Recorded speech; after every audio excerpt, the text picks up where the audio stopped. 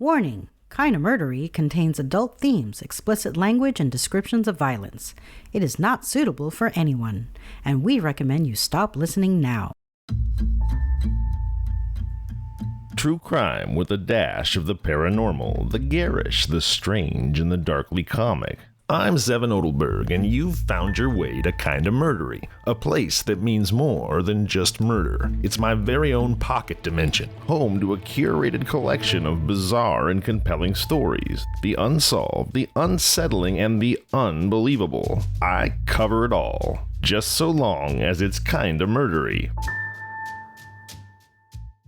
Hello everyone, and welcome to this Sunday edition of Kinda Murdery. I'm your host, Zevin Odelberg. Thank you for deciding to be here. Tonight we continue with part 2 of the magic bullet murder of Rheta Wynekoop. If you haven't heard part 1 yet, before you continue listening to this episode, go back and listen to The Magic Bullet Murder of Rheta Wynekoop Part 1, released on Thursday, July 28, 2022. Before we jump in, I wanted to offer some brief background on Dr. Alice Wynekoop. It's background that I withheld in Part 1, but that I think it's important I share with you now. Hopefully, the reasons for that will become clear. Dr. Wynekoop was a prominent figure in the early decades of the 20th century. She was a mother to 4 children, at least one of whom she loved not wisely, but too well. And she was, among other things, described by the Chicago Tribune as prominent in feminist movements. She was a member of the Chicago Political Equality League and the Illinois Equal Suffrage League. That all sounds well and good, of course, but Dr. Wynekoop also held some highly questionable, to put it mildly, beliefs. She was the chairman of the eugenics department for the National Congress of Mothers and Parent-Teacher Association. Yikes. We'll return to this particular topic and what, if any, bearing it has on our murder mystery near the end of the show today. But for now, it's time to dive into part 2 of the magic bullet murder of Rheta Wynekoop. One quick note, I'm going to rewind the story approximately 1 minute to allow everyone to reorient in the narrative and catch up. If you feel like you're already caught up, feel free to fast forward. The police are currently interviewing Dr. Alice Wynekoop in her home. Here we go. Discovery that the police suspected her son of having guilty knowledge of the killing was not the only shock for Dr. Wynekoop. Working swiftly, efficiently, detectives had learned that after leaving Chicago for the West on Friday, Earl and Stanley Young had experienced car trouble a few miles outside of Chicago. They had returned that same afternoon and had remained in the city until Tuesday morning, the day of the killing, before starting out again. But Earl had not gone to his home. They sprang it on Dr. Wynekoop unexpectedly and taxed her with having seen her son over the weekend and having written what they continued to call the love letter after seeing him on Sunday. In admitting that she had seen Earl and, without his wife's knowledge, Dr. Wynekoop also said that she had seen him on Monday night, that he had telephoned her to meet him at 67 and Kedzie Streets, several miles from her home, and that she had gone there by streetcar, and they sat for at least 2 hours in his car and talked. "Well, why did he not come home and talk to you there?" she was asked. Dr. Wynekoop had an elaborate explanation. Earl was a sensitive soul. He felt the neighbors were inclined to jeer at him because he appeared to be a misfit in whatever he did. He had hoped to show them by making a success of the Western trip that he was misjudged. To have been compelled to face them again so soon after his departure, fearing they would not believe car trouble was responsible for his return, would have greatly humiliated him, she insisted. So, in the joy of having another opportunity to see him, she gladly made the long, weary trip to the meeting place he had named. "And what did you talk about?" "Oh, just the sort of things a mother and son would talk about," Dr. Wynekoop said, but she refused to go into details. "All right, well, perhaps Earl will talk more freely," she was told. "The police in Kansas City have been asked to arrest him and Stanley Young." With that thought to muse upon, they left Dr. Wynekoop to herself again for the time being. The reprieve from questioning did not last long, however. From Doctors J.J. Kearns and Thomas L. Dwyer of the coroner's staff, who had made a superficial examination of Rheta's body, came the startling disclosure that the tiny abrasions upon her face near the mouth were a combination of bruises and burns. "Indications are," the physician reported, "that the girl was under an anesthetic when she was shot. It might be well to look for evidence to support that belief. Dr. Wynekoop was taken back to her basement office. Calmly, she pointed out to the police what she knew they were seeking: a gauze anesthetic mask and an empty chloroform bottle. If Rheta was under an anesthetic, those probably were used. I don't recall having given an anesthetic down here recently, and I don't recall having seen a mask or an empty bottle about. The police carried off mask and bottle, and along with them ashes found in a porcelain container to which they chose to attach possible importance. And for a good reason. In contrast to the generally dusty condition of the entire house, the floor of the room in which Rheta's body had been found was strikingly clean. The ashes, police believed, might have resulted from the burning of rags which would have been used to wash up blood which assuredly would have flown from the fatal wound, unless, as had been suggested, all the bleeding had been internal. "Someone in this household holds the key to this murder," declared Captain Steig in the early morning hours. Early on Wednesday, a new note was injected into the investigation with the arrival from Indianapolis of Bernardine H. Gardner, father of Rheta Wynekoop. He went at once to the Wynekoop home, where he was permitted to talk to Dr. Wynekoop in private. He left her in a state of high indignation. "The Wynekoops have been trying to prepare me for this for months," he charged flatly. "Dr. Wynekoop has repeatedly written and telephoned me that Rheta's health was precarious and asked me to send money for her care, although the few letters I received from my daughter invariably were cheery until, after a silence of 4 months, she wrote a short letter that made me suspect she was not happy. Today, as soon as we were alone, Dr. Wynekoop told me, 'Don't talk too much to the police. When you do, be sure to tell them that your daughter had not been well, and that she had been ill considerably of late, and don't forget to tell them that her mother died of tuberculosis,' which is a lie, because her mother died in an asylum. I'm frank to say I don't know why she gave me such strange advice, and I believe it is all part of a plot to hide the truth. I think the Wynekoops know who killed Rheta, and why." Meanwhile, a quiet search was being conducted for John Van Pelt, the odd jobs man around the Wynekoop home. He was found in the home of Walker Wynekoop in Glencoe, but satisfied police that he knew little of what went on above his boiler room home in the old house, and that, moreover, he had not been in Chicago since November 11th, 10 days before the murder, when Dr. Wynekoop arranged for him to do considerable work in her son's suburban home. Shortly afterward, Coroner Frank Walsh opened an inquest. Among others, Dr. Wynekoop was called to the stand. She answered half a dozen questions when Coroner Walsh quietly asked, "How much insurance, if any, did your daughter-in-law carry?" "I know that she had no insurance," was the reply. "This inquest is adjourned," declared the coroner abruptly. Pressed by reporters, he made a sensational revelation. "There would be no sense in going ahead if Dr. Wynekoop intends to lie," he declared. "She has said that Rheta carries no insurance. As a matter of fact, she carried 2 policies, one for $5,000 and another for $1,000, and carrying double indemnity for death by violence. Both were payable to Dr. Wynekoop as beneficiary, both were taken out within 3 weeks of the murder, and Dr. Wynekoop paid all the premiums."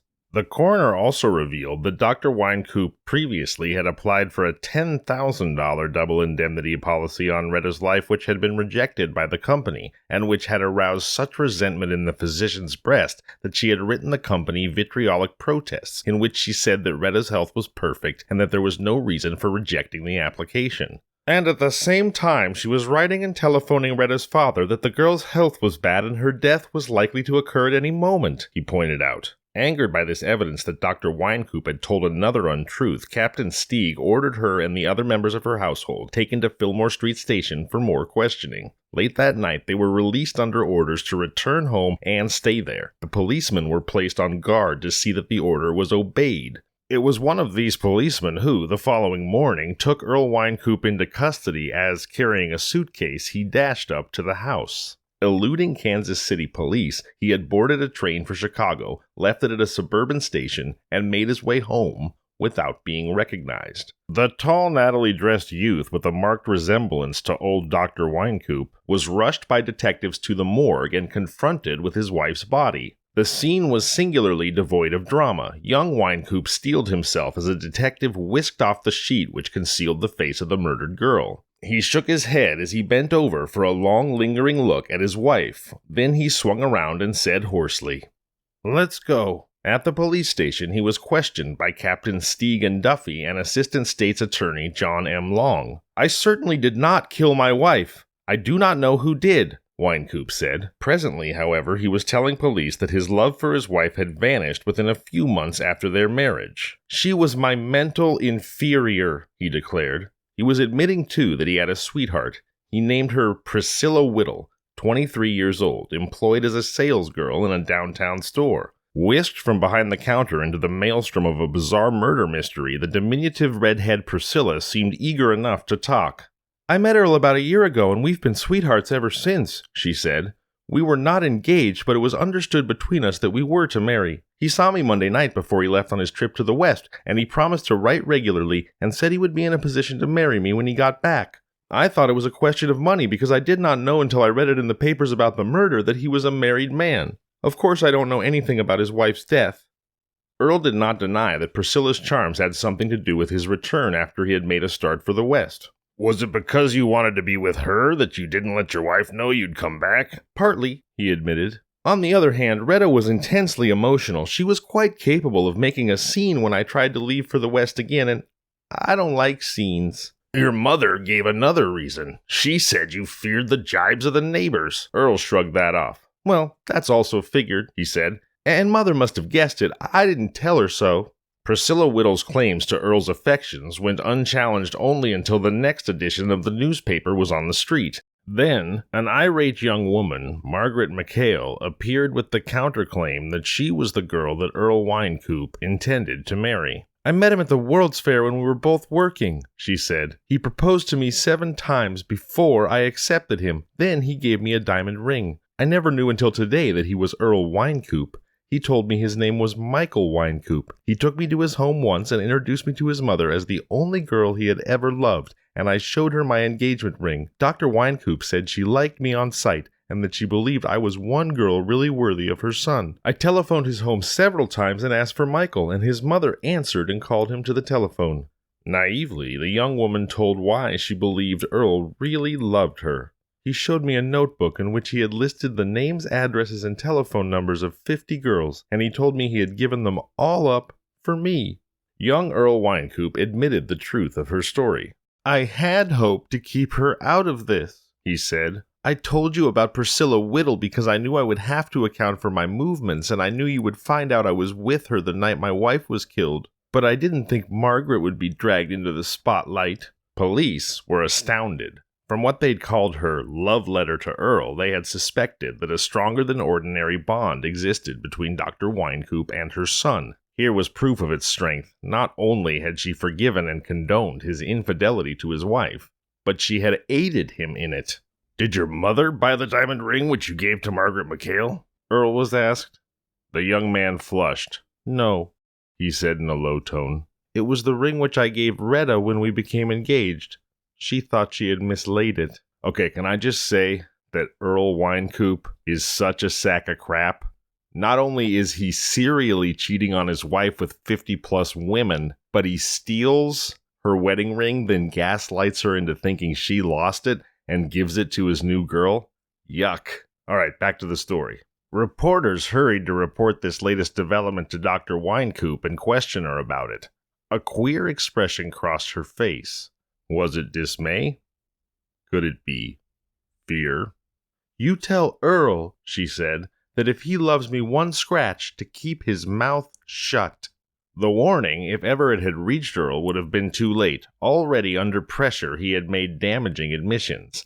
That he had discussed with his mother the unhappiness of his marriage to Rheta, for one thing. The religion to which the Wynekoops subscribed frowned upon divorce. He also admitted that his mother had told him she regarded his wife as a figurative millstone around his neck, standing between him and success in life, to which she believed him entitled. Entitlement certainly seems to be a key part of this story, though it remains to be seen if Earl's entitlement is the one upon which we should focus.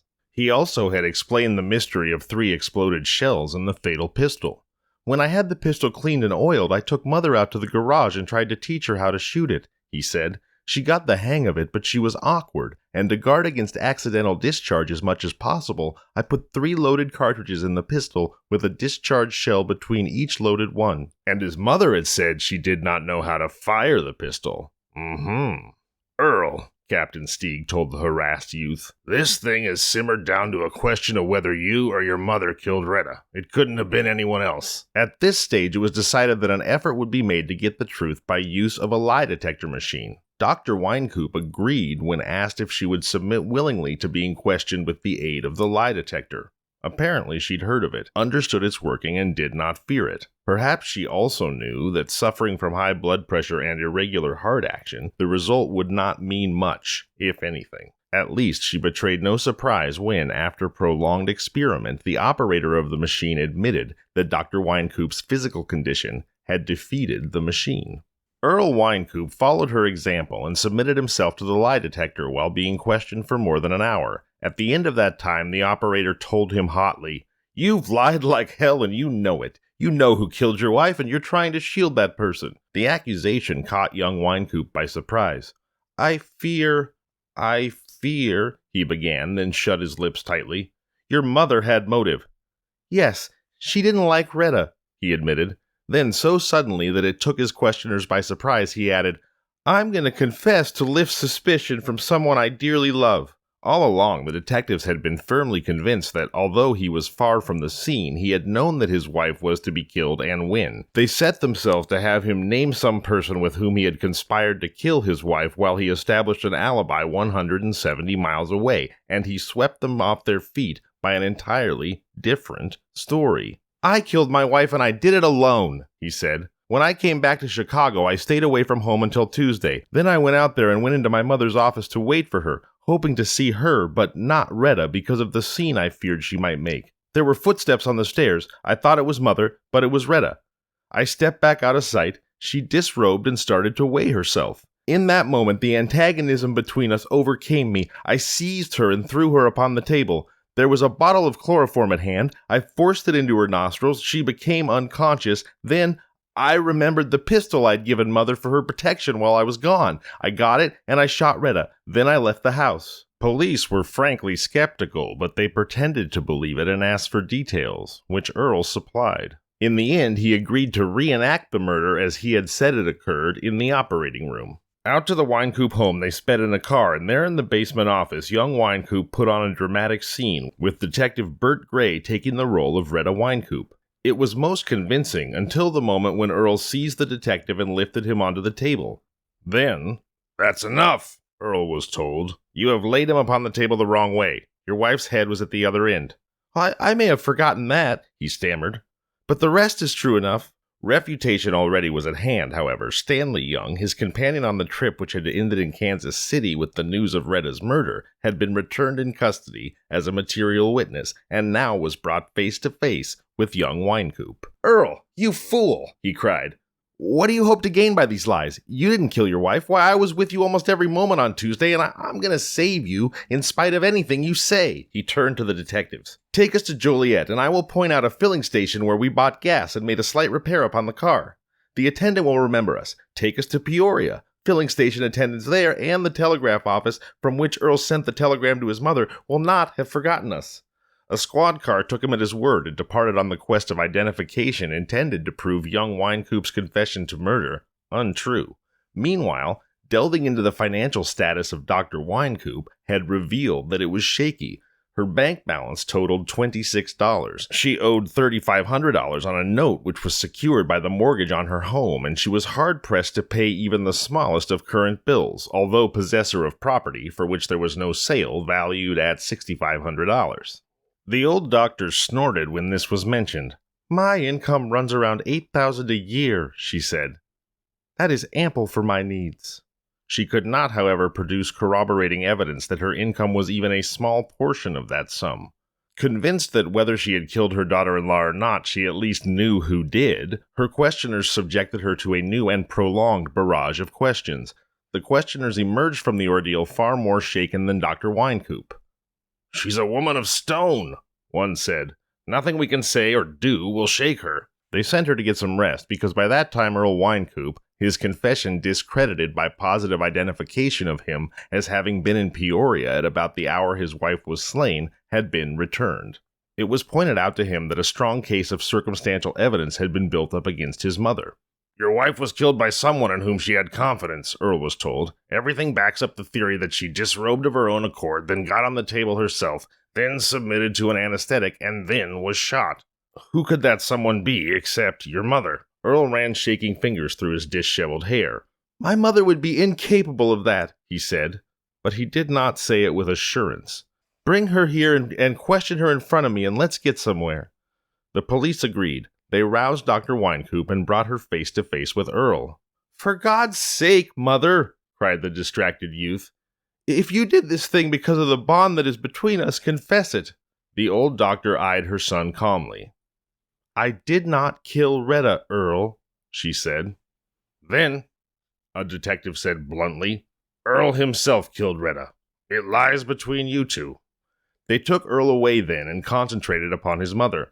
Hour after hour her inquisitors hammered away at her with questions, and hour after hour she fought back at them with denials. In the end, it was Assistant State Attorney Long who worked an old trick upon her.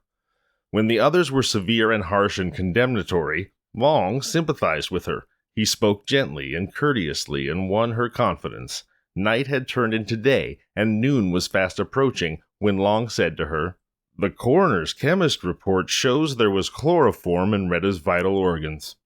Why don't you just admit you chloroformed her?" "All right," Dr. Wynekoop responded. "But how will I explain this part of it?" She formed her hand to imitate a gun and went through the motion of pulling the trigger. "Well, you shot her," said Long. "Well, if I did, how will I account for it?" Dr. Wynekoop parried. "Well, maybe it was the chloroform that killed her," said Long. I don't know. I want you to tell me the truth." Dr. Wynekoop stared at the wall. "Wait a minute," she requested. "Let me think." Then, "I don't know but what your idea is, all right. I'll tell you about it. Rheta," she said, "had spoken of going downtown, but complained of a pain in the pelvic region. I told her to go down to the office, undress, and get up on the table, and I would give her a treatment. I massaged her side, and it was painful to her. I suggested that a mild anesthetic might alleviate her suffering during the treatment, and she acquiesced. My mistake was to permit her to pour some of the chloroform over the anesthetizing mask. She may have dropped too much on at once and caused her death right there, for she took several deep inhalations. She grew quiet, and I found that her heart had stopped. After a hasty examination, I decided the girl was dead. I was stunned. I realized my career was at stake. Suddenly, I gave thought to the gun that was in my desk in the other room. In a flash, I decided to make it appear as though the girl had been murdered in a robbery. Getting the gun from the drawer, I held the muzzle within 5 inches of her skin and pressed the trigger. When the shot was fired, I nearly fainted from the sudden noise. My only explanation of the deed is that I was terror-stricken. I recovered my senses within a few minutes, I suppose. I realized something should be done. I wiped the gun of fingerprints and laid it near Rheta's head. I don't remember covering it with gauze. It was just an instinctive gesture, acquired from the surgical room, I suppose. I wrapped the body decently in a blanket. Then I started upstairs. Suddenly my mind cleared, and I thought I would make the whole thing look like a robbery. I went back into my office, the waiting room, and I stole my own $6 out of the drawer. Afterward, I went upstairs, and I got my coat and hat, and I left the house. Going over to Madison Street, I walked up and down for a long time. It seemed like hours. Captain Steig asked who was in the house at the time of Rheta's death. "No one," was Dr. Wynekoop's reply. "The house was empty except for Rheta and me." Jubilation over the confession was short-lived. The formal documents signed by Dr. Wynekoop, couched in the detached language of medical science, proved upon close scrutiny to be rather a perfect defense than an admission of murder. It was based upon the acknowledged right of a physician to administer an anesthetic, and in not one word was there an admission of an intention of killing her daughter-in-law. Nevertheless, before the resumed coroner's inquest that afternoon, Dr. Wynekoop insisted against the advice of her attorney upon taking the stand and repeating her confession. She was ordered held to the grand jury on a charge of murder. Almost simultaneously, the coroner's office made its official report of the autopsy upon Rheta's body. It was a terrific blow to Dr. Wynekoop's defense confession. Blood had been found in Rheta's chest cavity. This proved that she was not dead when she was shot. Dr. Wynekoop learned of it in her cell an hour later. Promptly, she repudiated her statement and denied any knowledge of how Rheta had come to her death. "I was trying to save someone else," she said, obviously meaning Earl. Her attorney, Frank Tyrrell, was more elaborate. Dr. Wynekoop told the story she did because it was suggested to her after almost 70 hours of brutal questioning by the police. There's not a word of truth in it.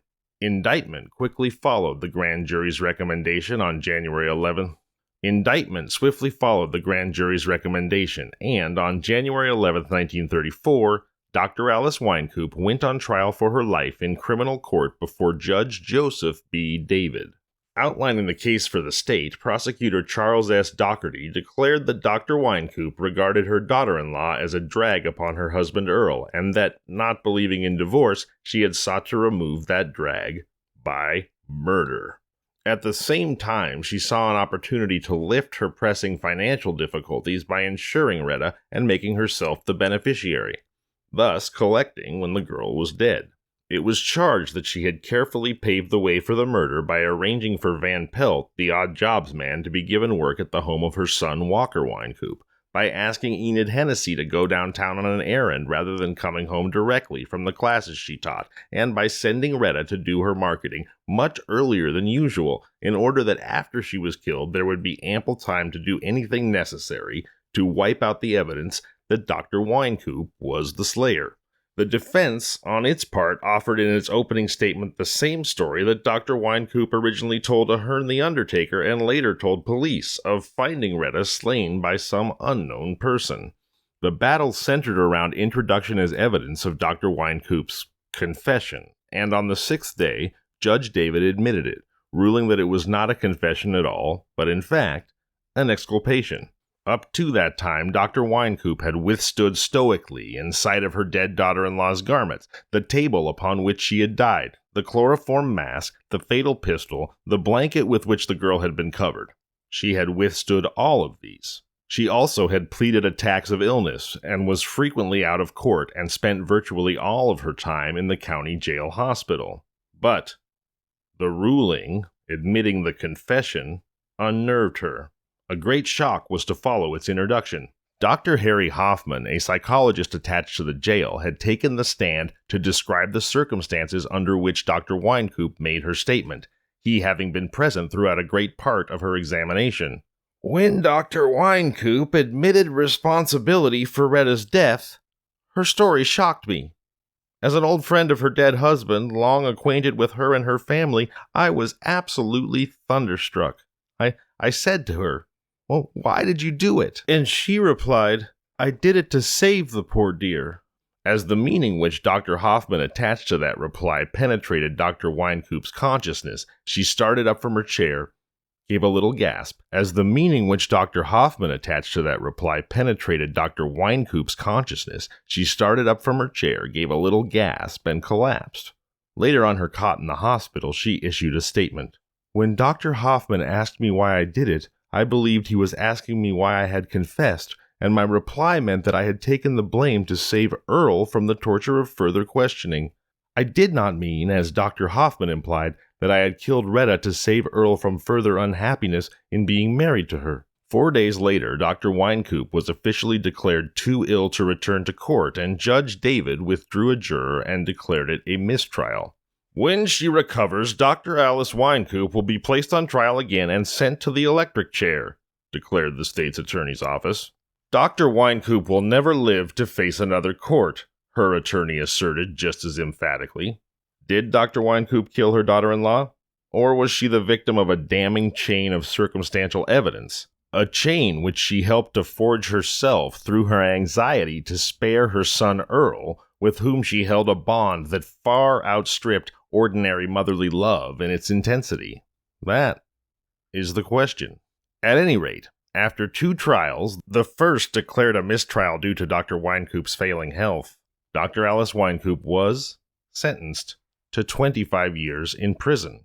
The motive was ultimately attributed to financial pressures and her motherly protection of her son Earl, who was miserable in the marriage. She was incarcerated for 14 years at the Oakdale Reformatory for Women in Dwight, Illinois, where, in a later news article on the prison, she was described as the matriarch, a sick, tired old woman who did a great deal of knitting for the soldiers during World War II. She was released on December 29, 1947 for good behavior. After a brief hospitalization, she was moved to Burnside Rest Home in Chicago, where she lived anonymously and died at the age of 84 on July 4th, 1955. But before I say goodbye to you and to this story of Dr. Alice Wynekoop and a mother who loved not wisely but too well, I'd like to take a moment to talk a little bit more, not just about motive, but also the mentality required to commit a cold-blooded murder.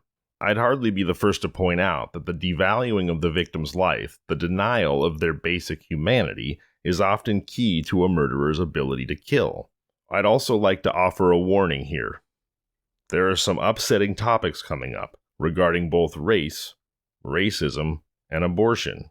And while that may suddenly seem like it's coming out of left field, I assure you it is not. Obviously, I'd just as soon not touch on such hot-button, perilous culture war topics as race and abortion, but rest assured, I'm not doing so to fan the flames of anger and division, but rather because these subjects are inextricable from a clear understanding of Dr. Alice Wynekoop's psychology. As I mentioned at the top, Dr. Wynekoop was a eugenicist, and eugenics, too, are inextricably linked with both racism and abortion.